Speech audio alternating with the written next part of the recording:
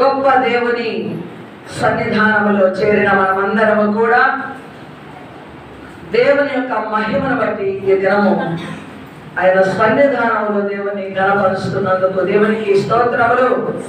రెండు చేతులెత్తి దేవుని స్తుతిద్దాం. దేవుడు చేసిన ఉపకారము ఏమిటనగా ఈరోజు మనము సజీవులముగా దేవుని యొక్క సన్నిధానములో నిలవబడి ఉన్నాం. ఆమేన్. చాలా మంది మరి జీవించిన వారి కూడా దేవుని సన్నిధానములకు దూరమైన వారెందరో ఉన్నారు. మనము జీవించిన వారముగా నిత్యము జీవమనించగలిగిన దేవుని సన్నిధానములో స్తుతించుటకు మనము కూడిన మనమందరము కూడా ఎంతో ధన్యులము. దేవునికి స్తోత్రములు గాక. హల్లెలూయా. నేటి అంశము ఏంటనగా దేవుని అనంత జ్ఞానము మనిషికి అనగా మానవులకు అర్థము అయ్యనా? మనమే ప్రశ్న వేసుకోవాలి. దేవుని యొక్క అనంత జ్ఞానము మానవులమైన మనకు అర్థము అయ్యిందా అన్న ప్రశ్న మనం వేసుకోవాలి. దేవునికి స్తుతి కలుగునుగా. మనము చదివిన లేఖన భాగము ప్రసంగి గ్రంథము 3వ అధ్యాయము 1వ వచనం నుండి స్పష్టంగా చదవగలిగిన వారు చదవండి.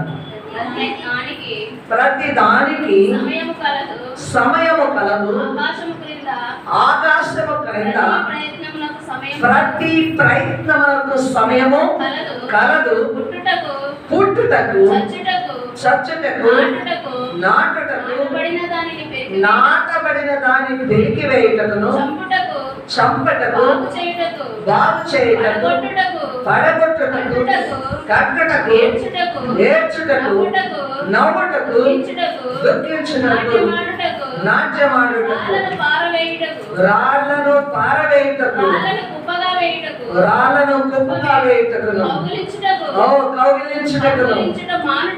కౌగిలించుట మానుటకును వెదకుటకును పోగొట్టుకొనుటకును దాచుకొనుటకును పారవేయుటకును చింపుటకును మౌనముగా నుండుటకు మాట్లాడుటకు ప్రేమించుటకు ద్వేషించుటకు యుద్ధము చేయుటకు సమాధానపడుటకు కష్టపడిన దానికి తమ కష్టము వలన వచ్చిన లాభమేమి నరులు అభ్యాసము పొందవలనని దేవుడు వారికి పెట్టి ఉన్న కష్టానుభవం నేను చూచి తిని దేని కాలమందు అది చక్కగానుడనట్టు సమస్తమును ఆయన నియమించున్నాడు. ఆయన శాశ్వత కాల జ్ఞానమును నరుల హృదయమందు ఉంచున్నాడు కానీ దేవుడు క్రియలను పరిశీలనగా తెలుసుకొనుటకు అది చాలదు. హల్లెలూయా. 10 వచనాల సందర్భం ఇది. ఈ 10 వచనాలు కూడా మానవునికి జ్ఞానమునకు అందని మానవుడు గ్రహించుకోలేని మాటలు ఈ స్థలమందు ఉన్నాయి, ఈ వచనాలలో ఉన్నాయి.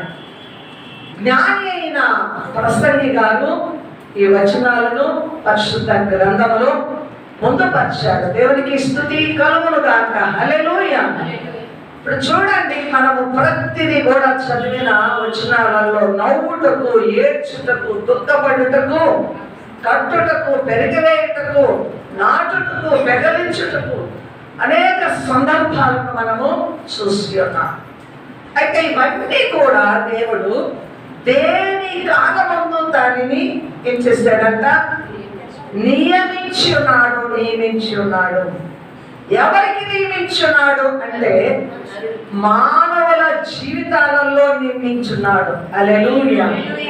మానవుని జీవితంలో ఏ మనిషినైనా లెక్కేసుకోండి. ఇప్పుడు 100 సంవత్సరాల ఆయుష్ కలిగిన వ్యక్తి దగ్గరికి వెళ్ళి, అయ్యా నీ జీవితంలో నువ్వు అన్ని దినములు సుఖముగా ఉన్నావా? నువ్వు అన్ని దినములు నవ్వావా? ఆరోగ్యకరంగా ఉన్నావా? మేలును అనుభవించావా అని ప్రశ్నిస్తే ప్రతి మనిషి కూడా ఏమని చెప్పగలడు? చెప్పండి, అయ్యా అన్నీ అనుభవించాను, నా జీవితంలో అన్నీ అనుభవించాను, సుఖమును అనుభవించాను, కష్టమును అనుభవించాను, నవ్వును అనుభవించాను, ఏడవడము అనుభవించాను, నష్టమును అనుభవించాను, లాభమును అనుభవించాను.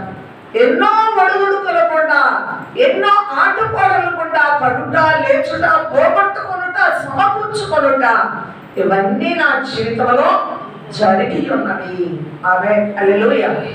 అయితే దేవుని యొక్క అనంత జ్ఞానము, ఆయన శాశ్వత కాలం యొక్క జ్ఞానము నరుల యొక్క హృదయములలో ఉంచున్నాడు, కానీ నరులు అర్థం చేసుకోలేని స్థితిలో ఉండిపోతున్నారు. ఆమేన్, హల్లెలూయా. మరి నరుల హృదయాలలో ఏ జ్ఞానమును ఉంచున్నాడంటే, నువ్వు పడిపోయినప్పుడు ఎందుకు పడిపోతుంది అన్న జ్ఞానము నీకు రావాలి. నష్టపోయినప్పుడు ఎందుకు నష్టపోతుంది అన్న జ్ఞానము రావాలి. ఏడ్చినప్పుడు ఎందుకు ఏడుపు వస్తుందన్న జ్ఞానము రావాలి. హల్లెలూయా. నరుడి యొక్క జీవిత చక్రమును అనుకోకపోయినా అది దేవుని చేతిలో ఉంది. ఆమేన్.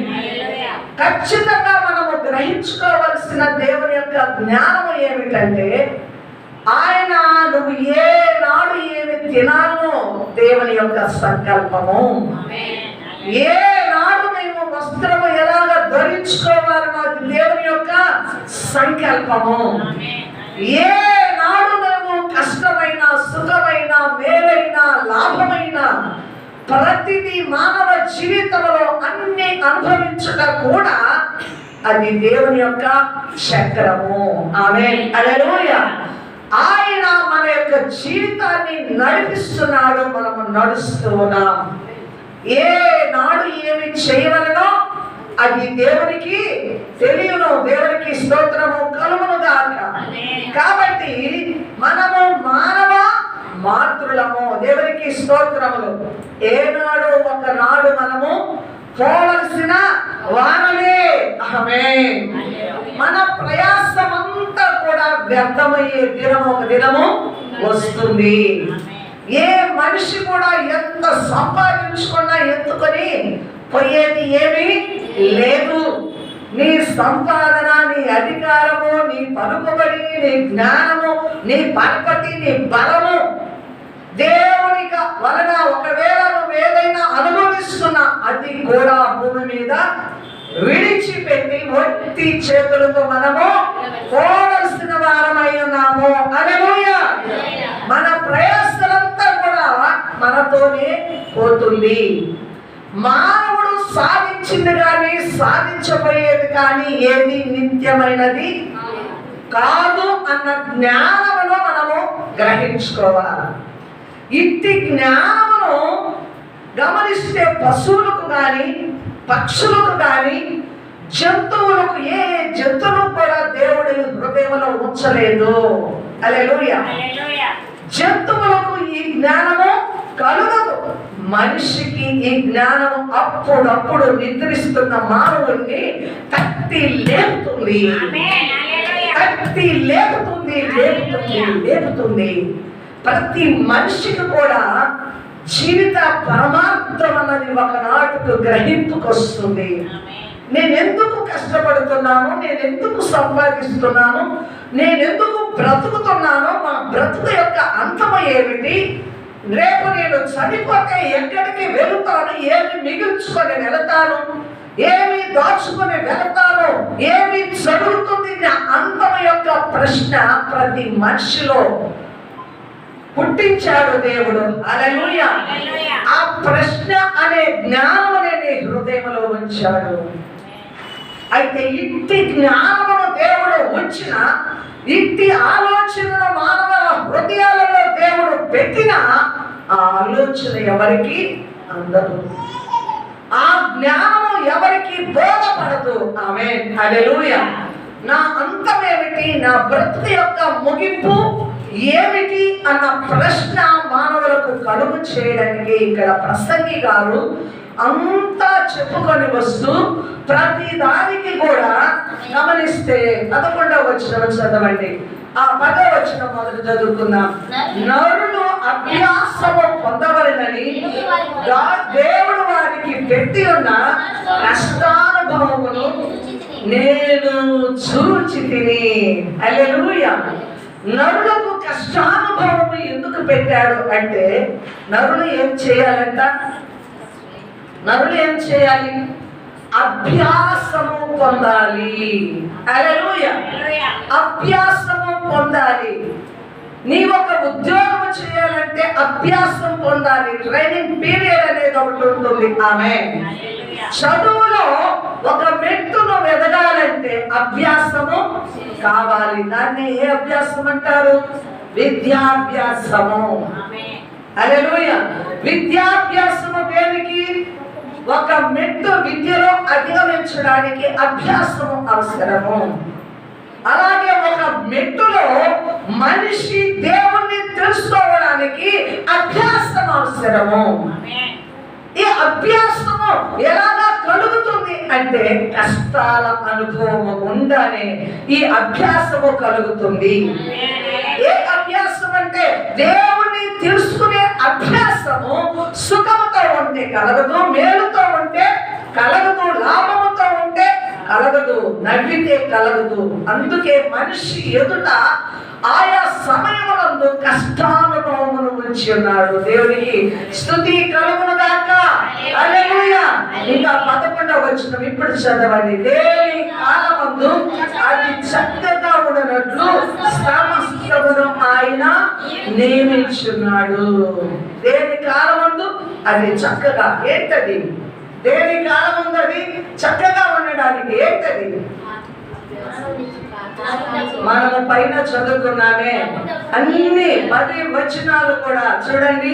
ప్రతి ప్రయత్నమునకు సమయము కలదు, పుట్టుటకు చచ్చుటకు. దేని కాలము అది. ఆమేన్.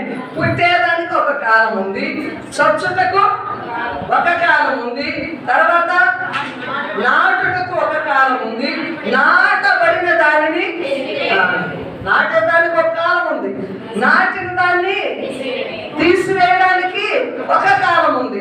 తర్వాత చంపుటకు, బాగు చేయుటకు, పడగొట్టుటకు, కట్టుటకు. ఈ వచనాల భాగం అంతా కూడా గమనిస్తే మనిషి యొక్క జీవిత కాలమందు ప్రతి దానికి కూడా దేవుడు ఏం ఇచ్చాడంట?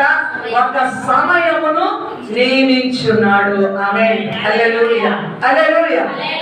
ఇప్పుడు ఇక్కడ ద్వేషించుటకు కూడా ఒక సమయం, మాట్లాడుటకు కూడా ఒక సమయం, మౌనముగా ఉండుటకు కూడా ఒక సమయము, ప్రేమించుటకు కూడా ఒక సమయము, యుద్ధము చేయుటకు ఒక సమయము, సమాధాన పడుటకు ఒక సమయం.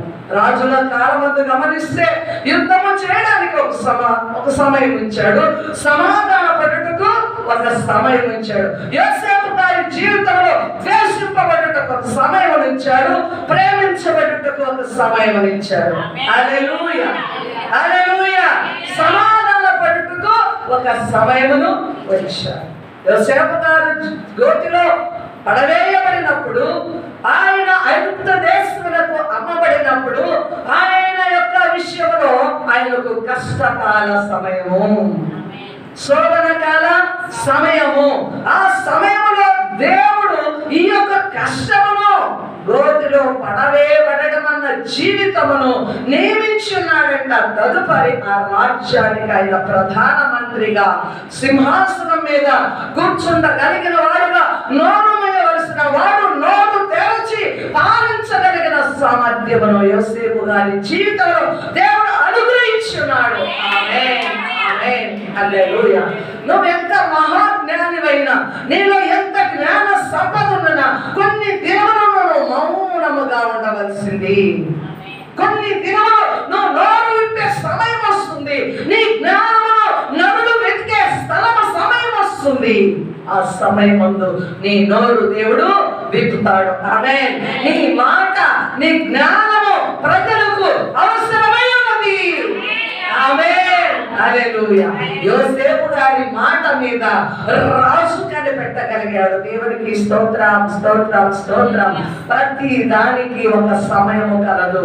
నరులు ఈ అభ్యాసమును తెలుసుకున్నట్లయితే నరుడు దేవుని యొక్క అనంత జ్ఞానము, యుగాలకు సంబంధించిన శాశ్వత కాల జ్ఞానమును నరుడు గ్రహించగలిగినట్లయితే దేనికి తొందరపడరు, దేనికి మిడిసిపట్టు పడరు.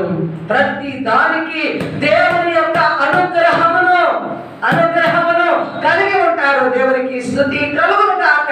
హల్లెలూయా, హల్లెలూయా. కాబట్టి ప్రతి దానికి ఒక నిర్ణయ సమయం ఉన్నది, దేవుని ఏర్పాటు ఉన్నది. ఎవరు గ్రహించుకోవాలంటే మొట్టమొదటిగా సంఘము గ్రహించుకోవాలి, విశ్వాసులు గ్రహించుకోవాలి. హల్లెలూయా. అందుకే చూడండి, దేవుని యొక్క అనంత జ్ఞానము నరుల హృదయమందు ఉంచున్నాడు, కానీ దేవుడు చేయు క్రియలను పరిశీలనగా తెలుసుకొనుటకు ఇది చాలదు. ఏది చాలదట? జ్ఞానము చాలదు. హల్లెలూయా. నరుని హృదయంలో ఇవన్నీ తెలుసుకోవడానికి దేవుడు ఏమిచ్చాడు? జంతువులకు ఇవ్వలేదు జ్ఞానం, వాటి జ్ఞానం వాటిది. అయితే నరులకు ఏమిచ్చాడు? ఎట్టి జ్ఞానం ఇచ్చాడంటే శాశ్వత కాల జ్ఞానము, దేవుని యొక్క అనంతమైన జ్ఞానమును నువ్వు వెతకి పొందుకోవడానికి దేవుడు నీ హృదయములో అట్టి జ్ఞానమును ఇచ్చి ఉన్నాడు. అయితే నరులకు అది పరిశీలనగా తెలుసుకోవడానికి నరుడు యోచించట్లేదు, ఆలోచన చేయట్లేదు, ఆ జ్ఞానములో ఎదగట్లేదు. అందుకే దేవుడు ఏం చేస్తున్నాడో తెలుసా? ప్రసంగి అయిన జ్ఞాని అయిన సొలొమోను గారు ఏమంటున్నాడు? నువ్వెంత కష్టపడినా, ఏమి సంపాదించుకున్నా నరుగా వ్యర్థము, వ్యర్థము, వ్యర్థము. చివరికి నరుడు తెలుసుకోవలసింది, మానవుడు తెలుసుకోవలసింది ఏమిటో చెప్పండి? ఏమిటి? సమస్తము వ్యర్థము. అయితే వ్యర్థము కానిది,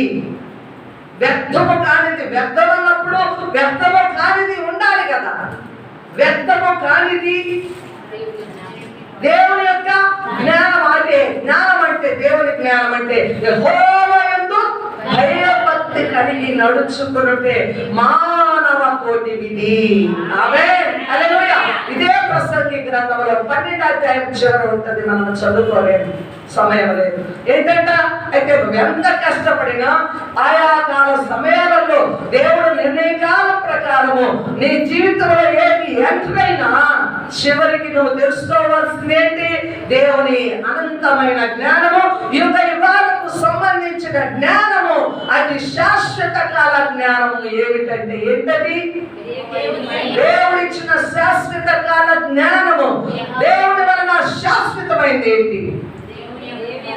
నిలిచిపోయేది ఏంటి? నిలబడేది ఏంటి? అంతరించిపోతుందంత, నశించిపోతుందంత.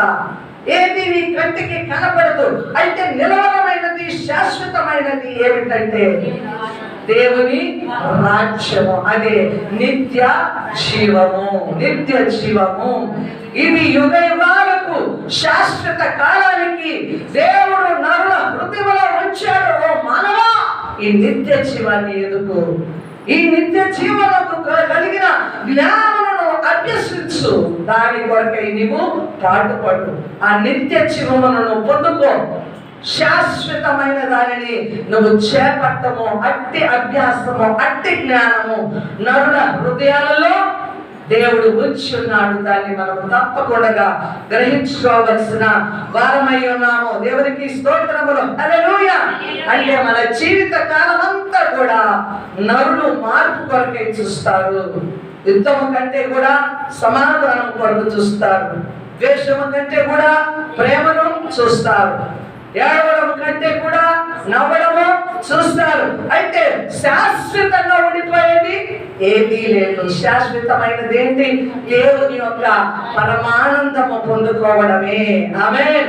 నిత్య జీవమును పొందుకోవడం అన్న వాస్తవము, ఆ జ్ఞానం ఎవరికి అర్థం కావాలంటే నరులకు అర్థం కావాలి. ఆమేన్, హల్లెలూయా. దేవునికి స్తోత్రములు. అయితే దేవుని అనుమతి లేకుండా ఏది మన జీవితాలలో జరగదు. జరుగుతుందా? జరగదు. ఆమేన్, హల్లెలూయా. నెబుకద్నెజర్ రాజు ఏం చేశాడండి? ఏం తిన్నాడు? గడ్డి తిన్నాడు. గడ్డి తినడానికి కారణం ఏమిటి? గర్వము. ఓ రాజవీధుల్లో సంచరిస్తూ రాజవస్త్రములు వేసుకుని వేసుకొని సంచరిస్తూ ఈ పట్టణము కట్టించింది నేను, ఈ రాజవీధులు ఏర్పాటు చేసింది నేను అనుకున్నాడు. ఆమేన్. దేవా, నువ్వు ఇచ్చావు, రాజుగా నన్ను చేశావు, ఈ రాజ్యము నువ్వు ఇచ్చావు, ఈ రాజనగరును కట్టించడానికి ఇంత సుందరమైన రాజమార్గాలు ఏర్పాటు చేయడానికి నీవే నాకు ఇచ్చావు అన్న హృదయం కలిగి ఉంటే గడ్డి వేసుకునేవాడు కాదు. ఎందుకు గడ్డి వేయవలసిందంటే గర్వించే హృదయం ఆ సమయానికి దేవుడు నిర్ణయించాడు. ఆమేన్. హల్లెలూయా. ఆ కాలమందు రాజైనా సరే గర్విస్తే, దేవుడి దగ్గర ధిక్కరిస్తే, దేవుడు ఏమి చేయగలడో అది చేస్తాడని చూపించడానికి రాజే పోయి పశువు లాంటి మనసు వచ్చి గడ్డి పీక్కొని తింటున్నాడు. రాజు గడ్డి తింటున్నప్పుడు రాజ్యంలో ఉన్న రాజ్య ప్రజలందరూ కూడా ఏమనుకుంటారు, ఏంటి రాజు పోయి పశువయ్యాడు, పశువులాగా గడ్డి తింటున్నాడు, గోర్లు పెరిగిపోయినాయి, జుట్టు పెరిగిపోయింది, 7 సంవత్సరాలు ఎక్కడున్నాడు ఆయన, పొలములో గడ్డి మేస్తూ పశువు లాంటి మనస్సు వచ్చింది. తర్వాత ఒకానొక దినానికి దేవుని యొక్క అనుగ్రహము ఆ కాలమందు, అంటే పశువులాగా గడ్డి వేసే కాలము తొలగిపోయింది. ఇప్పుడు మానవ మనస్సు మరలా తిరిగి వచ్చినప్పుడు పశ్చాత్తాపడ్డాడు. అయ్యా, నేను గర్వించాను కాబట్టి పశువు లాంటి మనస్సు నాకు ఇచ్చావు. మరలా దేవుడు అతనికి మానవ మనస్సునిగా మరలా రాజ్యంలోనికి రప్పించబడ్డాడు. అంటే దేని కాలమందు అది జరుగుతుంది మనిషి జీవితంలో. ఆమేన్. జరిగేవి మనకు చెప్పి రావు, అది కష్టమైన, అది ఆపదైన, అది ముప్పు అయినా. ఆమేన్. హల్లెలూయా. మనం చదివాము, పారవేయడానికి ఒక సమయం ఉందంట. రాళ్ళు పారవేయడానికి, రాళ్ళు కుప్ప వేయడానికి. ఆమేన్. దాచుకోవడానికి, పారవేయడానికి ఒక సమయం ఉంటుంది. మనమంతా డబ్బును దాచుకున్నాము కొంతకాలం.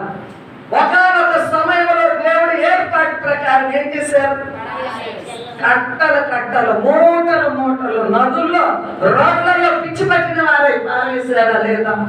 ఎవరు తెచ్చారా చట్టం? ప్రభుత్వము కాదు, దేవుడు అనుమతి. ఆమేన్. హల్లెలూయా. దాచుకున్నప్పుడు దాచుకున్నారు, పారవేయవలసిన సమయంలో పారవేస్తున్నారు. బిడ్డలారా వినండి, ప్రతి దానికి సమయం ఉంది మన జీవితంలో. మానవులు మనమేమీ చెయ్యలేము. ప్రభు మీద ఆధారపడితే ప్రభువు నిన్ను సమాధానకరమైన స్థితిలో నడిపించగలడు. నీ కష్టముల గుండైనా సరే ప్రభువును ఆనుకుంటే కష్టము కూడా, నష్టము కూడా మేలుకు జరుగుతుంది. ఆమేన్. హల్లెలూయా. ప్రభువు ఏర్పాటు చేసుకున్న వారికి సమస్తము కూడా మేలు కొరకై సమకూడి జరుగును. ఆమేన్. హల్లెలూయా. హల్లెలూయా. పెద్ద పెద్ద సేవకులు కూడా వారు ప్రభుత్వ ఉద్యోగులని, పెద్ద హోదాలో లక్షలు సంపాదిస్తున్నవారు. అయితే అక్కడ ఏదో జరగడం, వారు లక్షలు కలిగిన జీతాలను విడిచిపెట్టుకొని బయటికి రావడం, దేవుని ఆత్మ వారిని బోధించడం, ఇప్పుడు ప్రపంచాలను కదిలించే సేవకులుగా వారు నిలబడడం మనం ఎంతో మందిని చూస్తున్నాం. చూడట్లేదా? ఇదంతా కూడా ఎందుకు జరుగుతుందంటే దేవుని సంకల్పానుసారంగా మన జీవితంలోనికి జరుగుతాయి. ఎందుకంటే మానవుడు ఏం తెలుసుకోవాలి, ఏమనుకున్నాం రావాలా, మీరు మనసు పెట్టాలి. ఆయన యొక్క జ్ఞానమును వెతకడానికి, తెలుసుకోవడానికి మనిషి అభ్యాసము ఏం చేయడానికి, మనిషి దేవుని జ్ఞానమును అభ్యసించుటకు, తెలుసుకొనుటకు నీకు ఆయా సమయములందు దేవుడు నియమించున్నాడు. ఆ ఏర్పాట్లలో నీకు జరుగుతుంది. విశ్వాసం వచ్చిన వారైతే ఏడుస్తూ కూడా దేవుని స్తుతించండి. విశ్వాసం వచ్చిన వారైతే కీడులో కూడా దేవుని స్తుతించండి.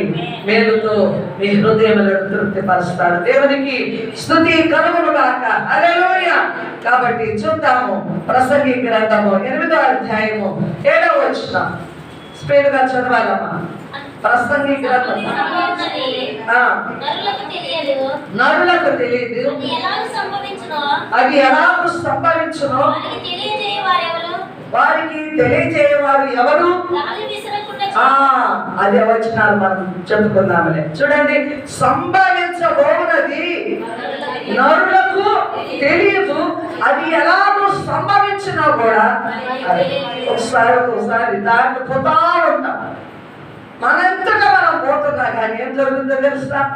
ఊరకనే జగడం వచ్చేస్తుంది, ఊరకనే జగడం వస్తుంది. మన ఎంతటా మనం ఉంటున్నా కానీ కొన్ని మన మీదకి వెంటబడతాయి. అది ఏ వైపు నుంచి వస్తాయి కూడా తెలియదు. అవునా? అర్థమవుతుందా? అయితే తెలియదు. మనిషి వీస్తున్న గాలినే ఆపలేడు, వీస్తున్న గాలినే నువ్వు కంట్రోల్ చేయలేవు. అయితే దేవుని యొక్క నుండి వచ్చే అది కీడైనా మేలైనా నీకు ఎలాగో తెలియను. దాన్ని జరగకుండా నువ్వు ఎలాగ ఆపగలవు? ప్రశ్న వేసుకోవాలి. ఆమేన్, హల్లెలూయా. అంటే ఏ సమయమున ఏమి సంభవించునో నరులకు తెలియదు.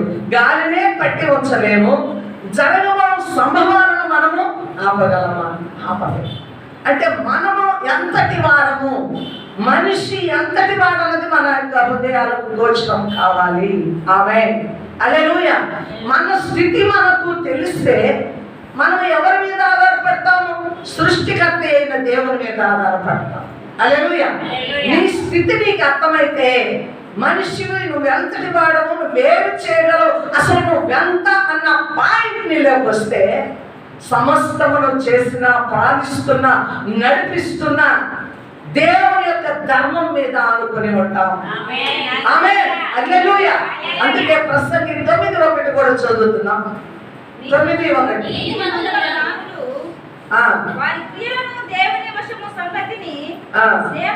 ప్రసంగి 9:1. జ్ఞానులను వారి క్రియలను దేవుని వశమన్న సంగతిని ద్వేషించుటయేనను మనుషుల వశమున లేదన్న సంగతిని అదంతయు పూర్తిగా పరిశీలన చేయుటకై నా మనస్సు నిలిపి హల్లెలూయా. దేవునికి స్తోత్రము కలుగును గాక. ఒక్కొక్కసారి మన జీవితంలో ఏం జరుగుతుందో చెప్పండి? బాగా ప్రేమిస్తా ఉంటాం, అక్క చెల్లి, అన్న తమ్ములు, ఇంకా చిన్నాన్న పెద్దనాలు. కొన్నిసార్లు బంధువర్గంలో ఏం చేస్తాము? ఏమంటారు? విడదీయరాని బంధంగా ఉండిపోతాము. అయితే ఉన్న పాటున ఎలా దొరుకుతుందో ఆ భేదము. కొన్ని సంవత్సరాల దేశంలోనికి వెళ్ళిపోతాం. ఇవి సంభవిస్తాయి. ఆమేన్, హల్లెలూయా. ప్రేమించుట, ద్వేషించుట అన్నది మానవ జీవితంలో సంభవించున్నది. ఎలాగ సంభవించింది అన్నది కూడా నీకు అర్థం కాదు. అది ఎలాగ జరిగింది అన్న సంగతి కూడా మనకు అర్థం కాదు. అంటే ఒక మనిషిని ప్రేమించడము, ఒక మనిషి దూరం అవడము, ఒక మనిషి దగ్గర అవడము, ఒక మనిషిని మానవ బంధాలను హత్తుకొని ఉండడం కూడా నీ వశంలో లేదు. మనలో చాలా మంది కూడా చాలా సార్లు దుఃఖ సమయాలలో పడిపోతాం. నన్ను పోషించగలిగిన వారు వీరు, నాకే భయం లేదు, నా తల్లి ఉన్నారు, నా తండ్రి ఉన్నారు, నా అక్క చెల్లెలు ఉన్నారు, నాకు పుట్టిన బిడ్డలు ఉన్నారు అనుకుంటాము. ఎంత మనం ప్రేమిస్తామో వారే అంత దూరం అయిపోతారు. గమనించి చూడండి, నువ్వు అతిగా ఎవరిని ప్రేమిస్తావో వారే ఖచ్చితంగా దూరం అయిపోతారు. అంటే ఒక మనిషిని హత్తుకొని ఉండడం, ఆ మనిషిని జీవితకాలం ప్రేమించడం కూడా నీ వశంలో ఉందా? చెప్పండి. లేదు. హల్లెలూయా. మానవులు మనం ఏమీ చేయలేము, మానవులను మనము ఏమీ చేయలేము.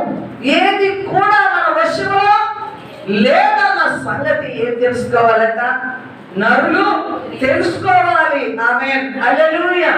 అయితే దేవునికి అంతా తెలుసు, దేవునికి సమస్తము తెలుసు. దేవుని యొక్క బల ప్రభావములు అలాంటివి. ఆమేన్. యేసు ప్రభువారు కూడా భూమి మీద సంచరించిన దినాలలో నతానియేలును చూడక మునిపే నువ్వు అంజూరపు చెట్టు కింద కూర్చొని ఉన్నావు. పొట్టి జక్కయ్య మేలు చెట్టు ఎక్కినది ఎవరికి తెలుసు? యేసయ్యకు తెలుసు. రహస్యమైనదేది కూడా దేవునికి తెలియకుండా ఉండడం అన్నది లేదు. ఆయన దగ్గర రహస్యమైనది ఏమీ లేదు. ఆమేన్. ప్రస్తుత కాలము, నీ జీవితము, నీ కష్టము, నీ అనుభవాలన్నీ కూడా ఎవరికి తెలుసు? దేవునికి. ఆయన అనుమతి లేకుండా ఏది మానవులకు జరగదన్న సత్యాన్ని మనము తెలుసుకోవాలి. దేవునికి స్తుతి కలుగును గాక. ఇంకా చూద్దాం సామెతల గ్రంథము 16వ అధ్యాయం 1వ వచనం. సమయం లేదు, త్వరగా వెళ్ళాలి. హృదయాలోచనలు మనుష్యుని వస్తువు, చక్కని ప్రత్యుత్తరమిచ్చుటకు యెహోవా వలన కలుగును. ఆమేన్. దేవునికి స్తోత్రం. ఏంటమ్మా చూద్దాం. ఒకరి నడతలనియు వారి దృష్టికి యెహోవా ఆత్మలను పరిశోధించువాడు, పరిశీలించువాడు. ఆమేన్. మనుషుల యొక్క హృదయాలోచనలు ఎవరి వశంలో ఉన్నాయట? మనం ఏమనుకుంటాం?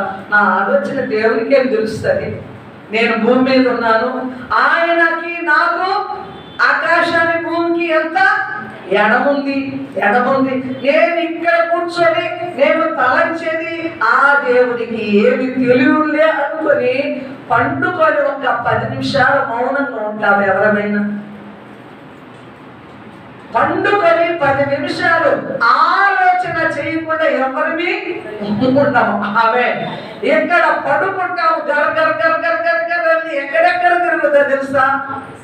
ఎక్కడో స్టార్ట్ అవుతుంది నీ మనస్సు సంచారం. ఆత్మ కాదు, మనస్సు సంచరం ఎక్కడో స్టార్ట్ అవుతుంది. ఆమె నేను అనుకుందాం ఒక విశ్వాస కాదు స్టార్ట్ అవుతుంది.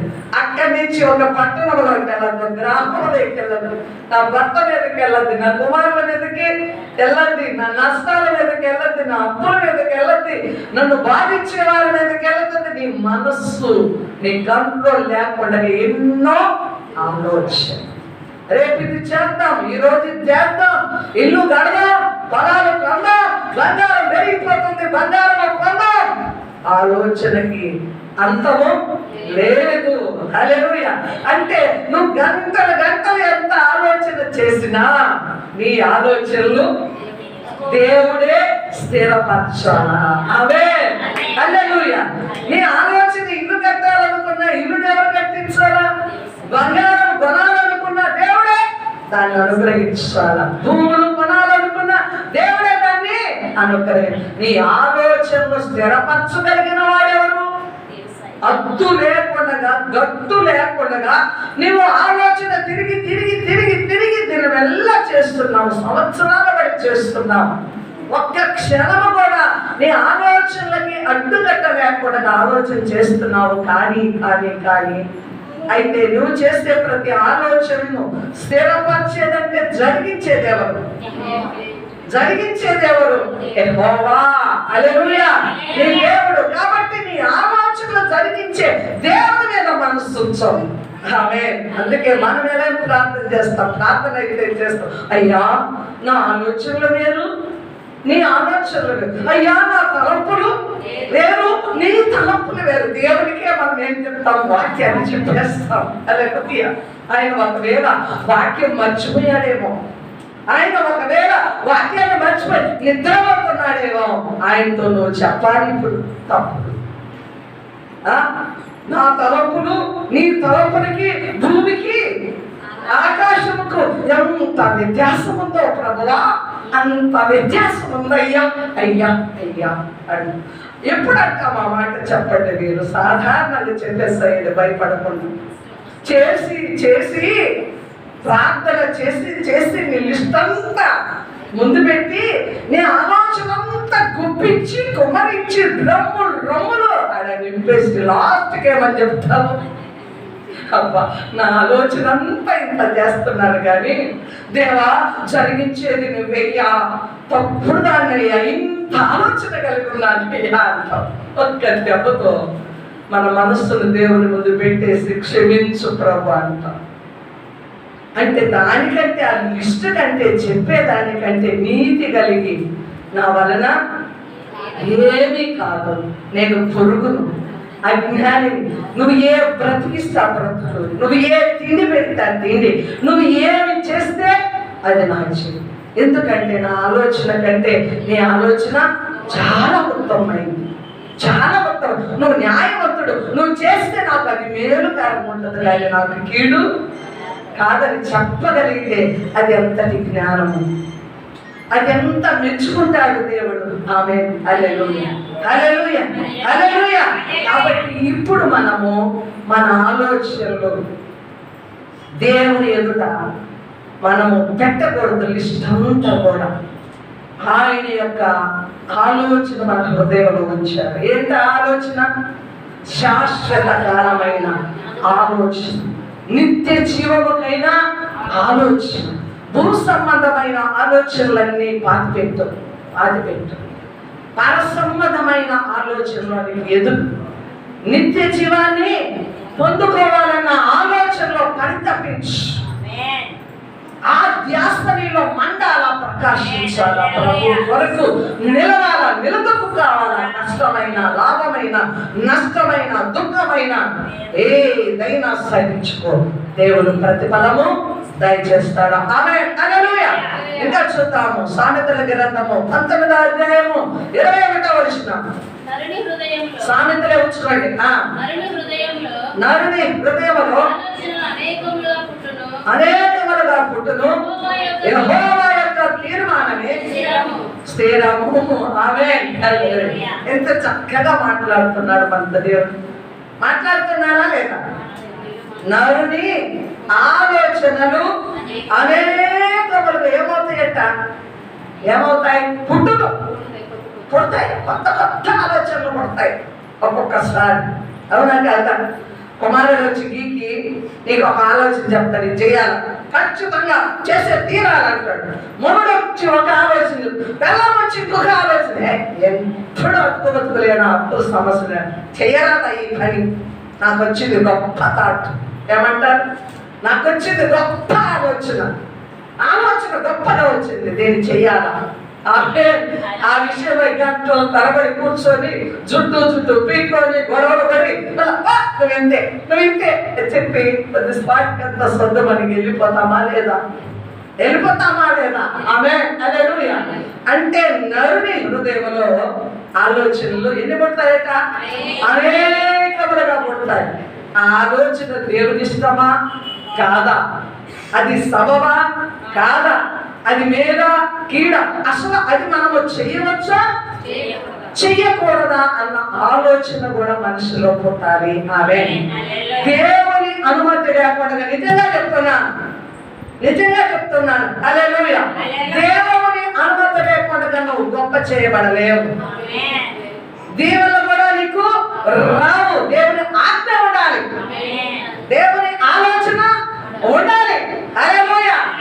నువ్వు బాగుపడాలన్నా, చెడిపోవాలన్నా, నువ్వు ఉన్నతమైన స్థితిలో ఉండాలన్నా, నువ్వు దీవించబడాలన్నా నీ ఆలోచన కాదు, నీ పెట్టుబడి కాదు, నీ తీర్మానము కాదు. నీ మీద ఒకడు తీర్మానము కలిగి ఉన్నాడు, ఒక గొప్ప ఆలోచన కలిగి ఉన్నాడు, గొప్ప ఉద్దేశము, గొప్ప ప్రణాళిక, గొప్ప ఏర్పాటు, గొప్ప నియమాన్ని నీ ముందు ఉంచాడు. ఆమేన్.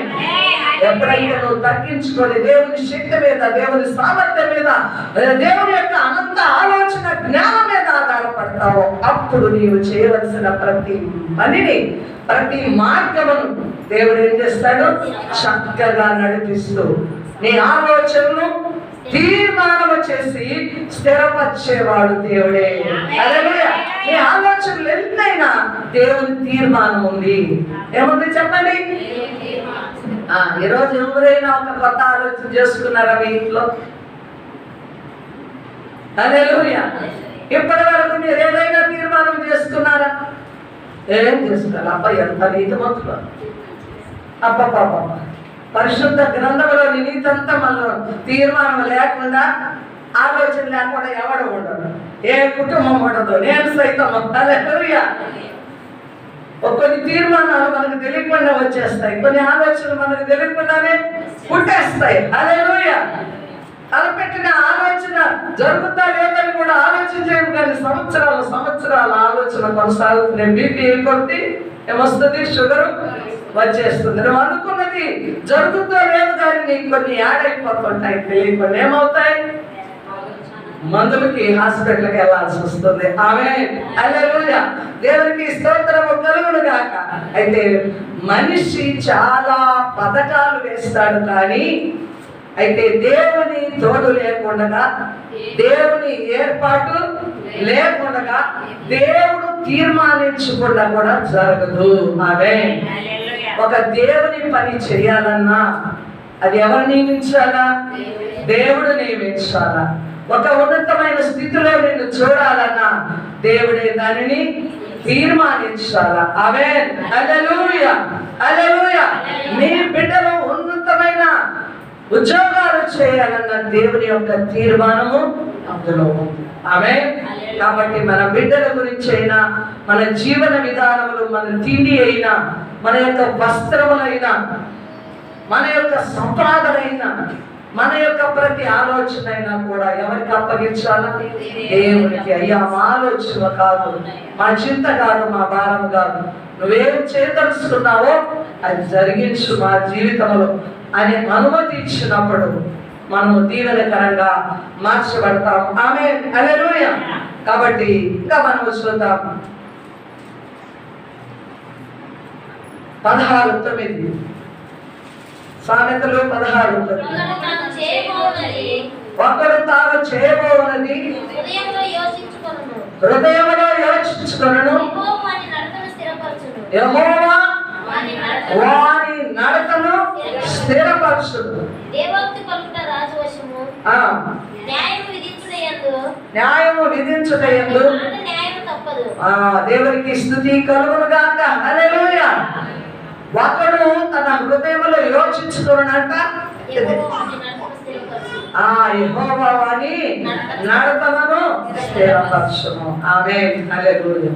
అబ్రహామును దేవుడు పిలుచుకొని అబ్రహాము జీవితమును విశ్వాసముల కొరకే పిలుచుకున్నాడు. ఆయన్ను విశ్వాస వీరుడుగా స్థిరపరచుకున్నాడు.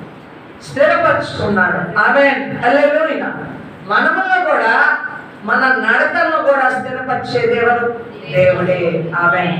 చాలా మంది దేవుని చేతుల్లోనికి మన జీవితాన్ని అప్పగించుకుండగా, మన విశ్వాసాన్ని అప్పగించుకుండగా, గంటలు ప్రార్థన చేసినా, కనిపెట్టినా వారు విశ్వాసంలో స్థిరపడరు, వారు బలహీనలు అయిపోతారు, వారు ఎనగకు మళ్ళేస్తారు. సేవా జీవితంలోనికి వచ్చి కూడా, సేవలో నిలవబడి కూడా వెనకకు మళ్ళిన వారు ఎందరో ఉన్నారు. ఎందుకని? దేవుని మీద డిపెండ్ కాలేక. వారు మేము ప్రార్థన చేస్తున్నాం, మాలో శక్తి ఉంది, మాకు జ్ఞానం ఉంది, దేవుడు పిలుచుకున్నాడు, ఆయనే వాడుకుంటాడు.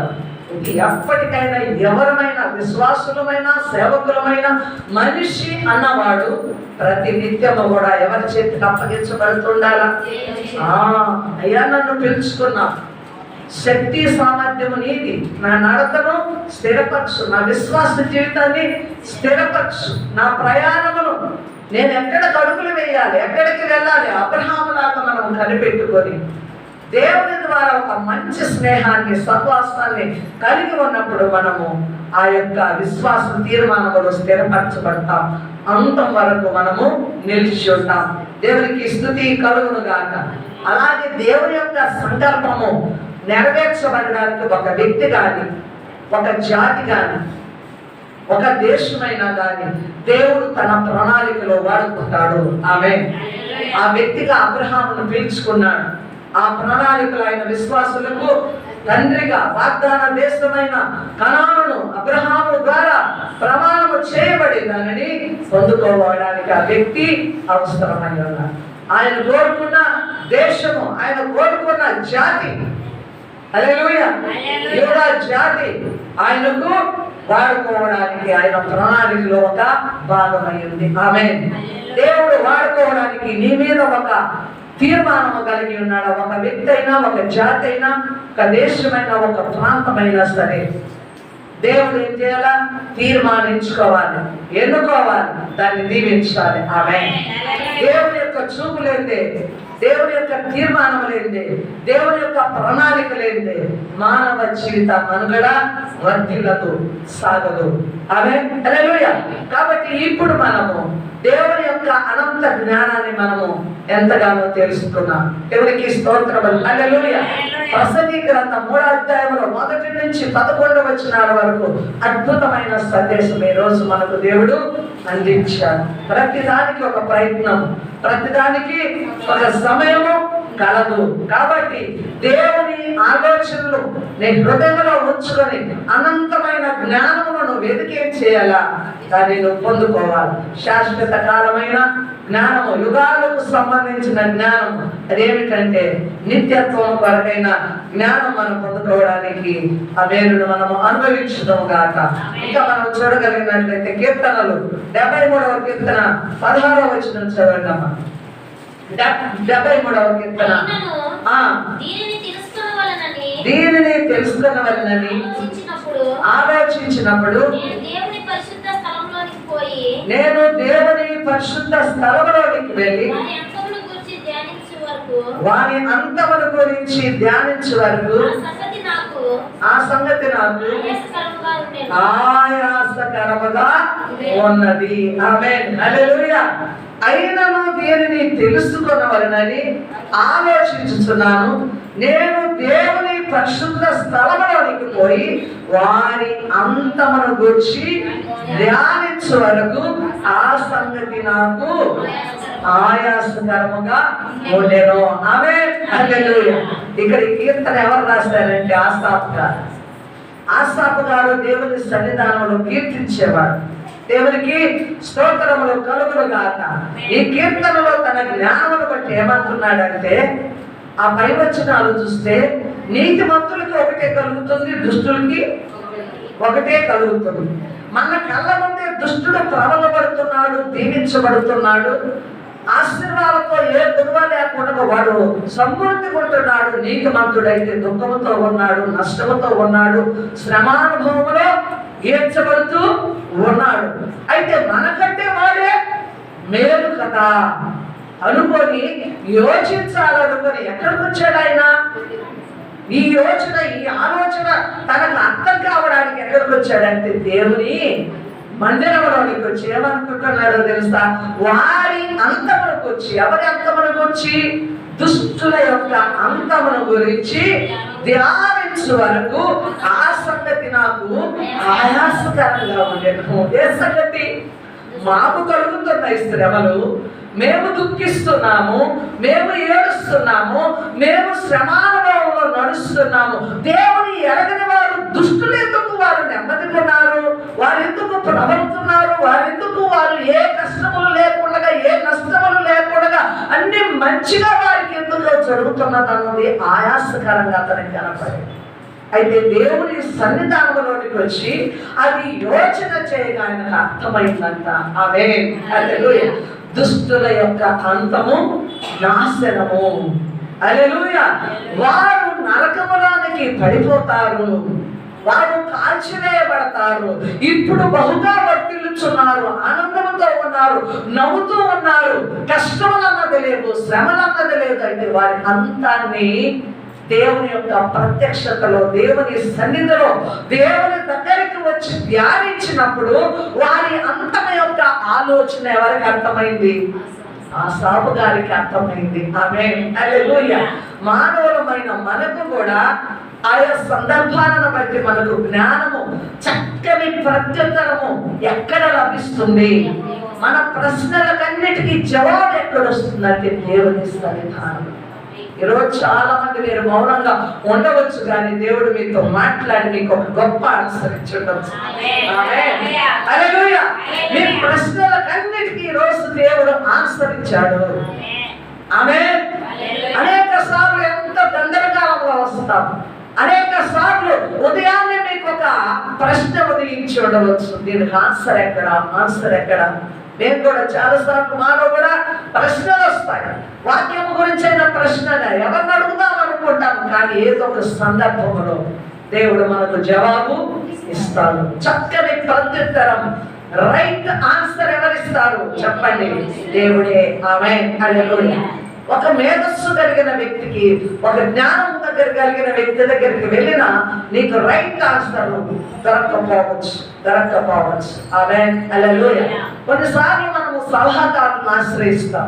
వీరు పెద్దవారు, అనుభవం కలిగిన వారు, వీరు ఉన్నతమైన చదువులు కలిగిన వారు, ఏదైనా కోర్టు విషయాలలో కావచ్చు, ఏదైన ఆరోగ్య విషయాలలో కావచ్చు, అనేకులను ఆశ్రయించి రైట్ ఆన్సర్ కోసం మనం వేసి ఉంటాం. అయితే రకరకాలైన భిన్నమైన ఆన్సర్లు వస్తాయి. హల్లెలూయా. కొన్నిసార్లు నేను నీరసపరిచి ఉండవచ్చు, కొన్నిసార్లు నీకు సరైన ఆన్సర్ ఉండొచ్చు, కొన్నిసార్లు నేను ద్రోవ తప్పించే ఆన్సర్. అయితే రైట్ ఆన్సర్, సరి అయిన జవాబు, సరైన ప్రత్యుత్తరం ఎవరి దగ్గర ఉందంటే దేవుని దగ్గర ఉంది. హల్లెలూయా, హల్లెలూయా. అందుకే మీ పిల్లలకు పెళ్లిళ్ళు చేయాలన్నా, మీ పిల్లలకు ఉద్యోగాలు కావాలన్నా, మీరు ఏదైనా ఒక పని ప్రయత్నం చేయాలన్నా, ఎవరిని ఆశ్రయించాలంటే దేవుని సన్నిధానంలోనికి రావాలి. మనకు ఒక దేవుడు చట్టాన్ని ఇచ్చాడు, నీతిని ఇచ్చాడు. ఏదంటే అది డబడబా చేసుకొని పోవడం కాదు. ఆయన ప్రసన్నత దగ్గరికి రావాలి, ప్రార్థించాలి. దేవా, నీ చిత్తమా కాదా, నీ యొక్క అనుగ్రహమా కాదా, మా తొందరపాటు పనికి రాకూడదు, మేము చేయనిది యావత్తు కూడా మీరు దీవించాలి. ఆమేన్. అది మీ తీర్మానం అయితే అది సఫలమవుతుంది. అది మీ ఇష్టం కాకపోతే, మీ చిత్తం కాకపోతే అది జరగదు. అవునా అని మనము దేవుని సన్నిధానంలోకి వచ్చినప్పుడు దేవుడు ఏం చేస్తాడు? మనకు చక్కని జవాబును ఇవ్వగలిగిన దేవుడై ఉన్నాడు. హల్లెలూయా. మరి ఆసాఫు గారు ఇట్టి ప్రత్యక్షత దేవుని సన్నిధానంలో కనుగొని ఆయన ఆయాసంతా కూడా ఏం చేశాడు? నెమ్మలపరుచుకొని దేవుని స్తుతించాడు. ఇప్పుడు మన కనుల ఎదుట కూడా మనము చేయనిది మంచిది, కష్టపడినా రేపు నువ్వు నిత్యత్వాన్ని పొందుకుంటావు. యుగాలకు సంబంధించిన అనంతమైన శాశ్వతమైన జ్ఞానమును దేవుడు నీకు అభ్యసింపచేసి ఆయన తొట్ట చూడగలిగిన నేత్రములు ఇచ్చాడంటే ఎంత దీవెనో మనం పొందుకున్నాం. ఆమేన్, హల్లెలూయా. కాబట్టి ఇహమంతా మనము శ్రమ పడినా దేవునితో మనం ఎలా ఉండాలా? ఆయన సహాయముతో మనము విజయము సాధించగలము. కాబట్టి నిరుత్సాహము, నిట్టూర్పులు మన జీవిత యాత్రలో వాటిని విడిచిపెట్టి ఏం ముందు కావాలా? విశ్వాసము, ప్రేమ, హల్లెలూయా, నమ్మకత్వము, వీటిని మనము కలిగి ఉండాలి. అందుకే ఓ తిమోతి యవనస్తుడా, నీవు ఈ లోక భోగములలో లోక స్నేహమును విడిచి విశ్వాసులతో కలిసి ప్రార్థన చేయుట, విశ్వాసము నమ్మకత్వముతో పరిశుద్ధుల గుంపులో కలిసి ఉండని నీతిని నేర్పించాడు. దేవునికి స్తుతి కలుగును గాక. ఈనాడు ఈ మాటలు మనకు చక్కగా అర్థమయ్యాయి. ఆమేన్, హల్లెలూయా. మనుష్యులము మనకు దేవుని జ్ఞానము అవసరము, అర్థము కాదు. కానీ మానవ మనుగడలో నీకు ఏది సంభవించునో, ఏ నాటికి ఏమి జరుగునో అది దేవుని వశంలో ఉంది. ఏనాడు ఏది జరగాలనో ఆయన ప్రయత్నాన్ని, ఆయన సమయాన్ని నీ జీవితంలో ఉంచాడు. ఆమేన్, హల్లెలూయా. ఇప్పుడు కష్టపడ్డావా? దేవునికి మహిమను. రేపు నవ్వావా? దేవునికి మహిమ. హల్లెలూయా. నష్టము జరిగిందా? దేవునికి మహిమను. ఆ నష్టము నుండి దేవుడు నిన్ను లేవనెత్తి మహిమకరంగా దీవించే దేవుడు. ఆమేన్, హల్లెలూయా. అయితే మనము చివరికి తెలుసుకోవాల్సింది, నరుల ఆలోచనలు మన వశములో లేవు. మనం ఎంతగా విస్తారముగా ఆలోచన చేసినా దేవుడే స్థిరపరిచేవాడు. ఆయన తీర్మానమే చివరికి జరుగుతుంది. దేవునికి స్తుతి కలుగును గాక. కాబట్టి మన యొక్క ఆలోచనలు విడిచిపెట్టి మన జీవితాన్ని ఎవరికి అప్పగిద్దాం? మనకు జరగబోయే ప్రతి దానిని దేవుని ఆలోచనకు, దేవుని తీర్మానానికి అప్పగించి మనము దేన్ని వెతుక్కోవాలా, దేన్ని పొందుకోవాలంటే శాశ్వత కాలానికి దేవుడు సిద్ధపరిచిన నిత్యత్వాన్ని నువ్వు ఈరోజు పొందుకో. ఆమేన్. ఈరోజు నువ్వు ఉన్నావు, రేపేమైపోతావో తెలియదు. నరుడు ఊపిరి ఎలాంటిదంట? క్షణమైనది. ఆమేన్, హల్లెలూయా. అది చేదమైన బిందువు లాంటిది. ఆమేన్, హల్లెలూయా. గడ్డి పరక లాంటిది. అది ఎండితే అది గాలికి ఏరిస్తే ఎక్కడికి పోవునో దానికి తెలియదు. మనము గాలిని మనము పట్టి ఉంచలేము. అయితే దేవుని ఆలోచనలో మనం అర్థం చేసుకోలేని స్థితిలో ఉన్నాం. దేవుడికి మన హృదయం అప్పగించినప్పుడు ఆయన అనంతమైన జ్ఞానము మనకు దేవుడు బోధపరచునుగాక. ప్రార్థన చేసుకుందాం. మహిమ కలిగిన తండ్రి, అయ్యా నీకు స్తోత్రములు స్తోత్రములు స్తోత్రము. ఏదైనా మాతో సూటిగా మీరు మాట్లాడారు దేవా. ఎన్నో ఆలోచనలు మాకు కలగవచ్చు, కానీ మా ఆలోచనలన్నీ విఫలమయ్యాయంటే అది నీ చిత్తము కాదు, అది నీ తీర్మానము కాదు, నీ తీర్మానము కాదు దేవా. నీ తీర్మానములు మమ్మల్ని స్థిరపరిచినందుకు వేలాది స్తోత్రములు స్తోత్రములు స్తోత్రములు. మా జీవితంలో నాయన మీ అనుగ్రహములేంటి మేమేమీ పొందుకోలేదు బ్రహ్మ. అనుభవించుతున్నవన్నీ కూడా నీ వలన మేము అనుభవిస్తున్నాము తండ్రి. నీకు కృతజ్ఞతాస్తుతులు చెల్లిస్తున్నాం. ఇక మీదట మేము కృతజ్ఞలమై నీ నిత్యత్వాన్ని చేపట్టి నాయన దాన్ని పెంపొందించుకుంటూ దాని కొరకై నాయన నిత్యము మేము కన్నులెత్తి నీ రాజ్యం వైపు చూడగలిగిన కృప, అనేకులను నీ చిత్తములో నడిపించగలిగిన కృప మాకు దయచేయమని నీకే మహిమ స్తుతి స్తోత్రములు చెల్లిస్తూ యేసు నామములో ప్రార్థిస్తున్నాం మా పరలోకపు తండ్రి. ఆమేన్.